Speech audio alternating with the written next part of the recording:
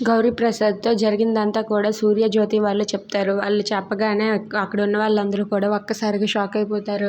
ఇక అక్కడే ఉన్న గౌరీప్రసాద్ అయితే ఇలా అంటూ ఉంటాడు, అయినా కుట్టి ఎంత స్టూపిడ్గా ఆలోచిస్తుందని నేను అస్సలు అనుకోలేదు. ఎందుకు కుట్టి ఇలా ఆలోచించింది అని చెప్పి గౌరీప్రసాద్ అంటూ ఉంటాడు. ఒకవేళ తను ఆదిత్యని పెళ్లి చేసుకుంటే జ్యోతి జైలుకి వెళ్లకుండా ఉంటుంది, అది కరెక్టే.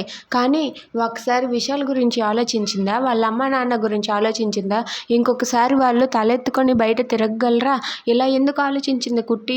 ఎంత స్టూపిడ్ పని చేస్తుందని నేను అస్సలు అనుకోలేదని చెప్పి గౌరీప్రసాద్ అయితే కుట్టిని అంటూ ఉంటాడు. అది విని జ్యోతి, సూర్య వాళ్ళు కూడా బాధపడుతూ ఉంటారు. ఇంతలో అక్కడే ఉన్న హైమావతి అయితే, ఆ కుట్టి ఎప్పుడు ఇంతేనండి, ఎప్పుడు జీవన దగ్గర తనే ఎక్కువగా ప్రదర్శిస్తుంది. మొన్న కూడా అలాగే నేనే ఆ యాక్సిడెంట్ చేశానని తనే జైలుకి వెళ్ళి స్వయంగా లొంగిపోయింది. ఎప్పుడు ఇలానే చేస్తుంది ఆ కుట్టి అని చెప్పి హైమావతి అంటూ ఉంటుంది. అది విని అక్కడ ఉన్న జ్యోతి అయితే చాలా బాధపడుతూ ఉంటుంది. కుట్టి ఎందుకు ఇలా పనిచేసింది, ఎలాంటి పని చేసింది, సింహాద్రి పద్మమ్మ ఎంత బాధపడుతున్నారో ఏంటో అని చెప్పి తనైతే బాధపడుతూ ఉంటుంది. ఇంతలో ఇందమ్మ అయితే వంశీకి కాల్ చేసి, రే నువ్వు ఎక్కడ ఉన్నావు, జీవన దగ్గర ఉన్నావా అని చెప్పి అంటుంది.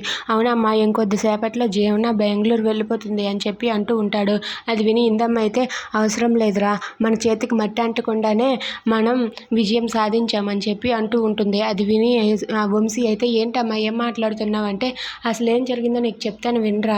ఆ ఆదిత్యకి పెళ్ళైపోయింది. అది ఎవరితో అనుకున్నావు? కుట్టితో. కుట్టి జ్యోతమ్మ ఎక్కడ జైలుకు వెళ్ళిపోతుందో అని చెప్పి ఆదిత్యని వెళ్ళి పెళ్లి చేసుకుందంటరా అని చెప్పి అంటుంది. అది విని వంశీ అయితే చాలా సంతోషిస్తూ ఉంటాడు.